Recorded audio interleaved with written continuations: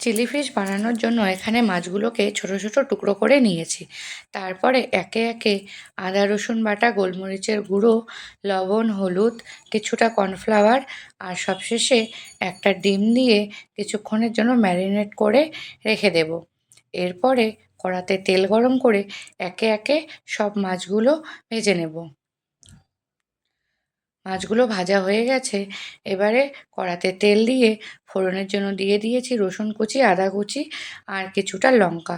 তারপরে দিয়ে দিয়েছি ক্যাপসিকাম, পেঁয়াজ আর কাঁচা লঙ্কা। তারপরে সব সসগুলো দিয়ে দেবো, soya sauce, tomato sauce, chilli sauce. ভালো করে মিশিয়ে কর্নফ্লাওয়ারের গোলা জল দিয়ে কিছুক্ষণ নেড়ে চেড়ে দিয়ে দেবো ভেজে রাখা মাছগুলো। মাছগুলো দিয়ে নেড়ে চেড়ে নামিয়ে নেব। ব্যাস, রেডি হয়ে গেল চিলি ফিশ। ভিডিওটি কেমন লাগলো অবশ্যই কমেন্ট করে জানিও। ভালো লাগলে লাইক, কমেন্ট, শেয়ার করো। ধন্যবাদ।